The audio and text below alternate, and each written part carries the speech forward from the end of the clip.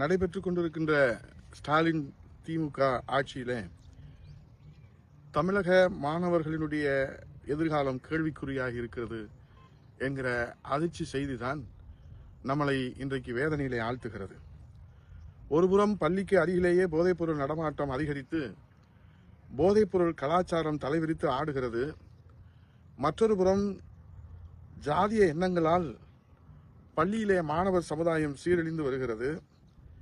திருநெல்வேலி உள்ளிட்ட தென் மாவட்டங்களை கடந்து சமீபத்திலே தஞ்சாவூர் மாவட்டம் பட்டீஸ்வரர் அரசு மாதிரி மேல்நிலைப் பள்ளியில +2 மாணவரை +1 மாணவர்கள் கட்டையால் தாக்கியதை அந்த செய்தி நம்மை நெஞ்சை பதபதைக்க வைத்தது.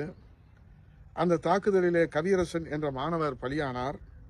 இறந்த மாணவரின் தாயார் அப்பள்ளி அருகே கஞ்சா போதைப்பொருள் விற்பனை நடப்பதாகவும் அவரது மகனை கொலை செய்த மாணவர்கள் கஞ்சா பழக்கத்திற்கு அடிமையாகி இருப்பதாகவும் கவலையோடும் கண்ணீரோடும் அவர்கள் தெரிவித்த அந்த வேதனை செய்தி தமிழகத்தை உலுக்கியது.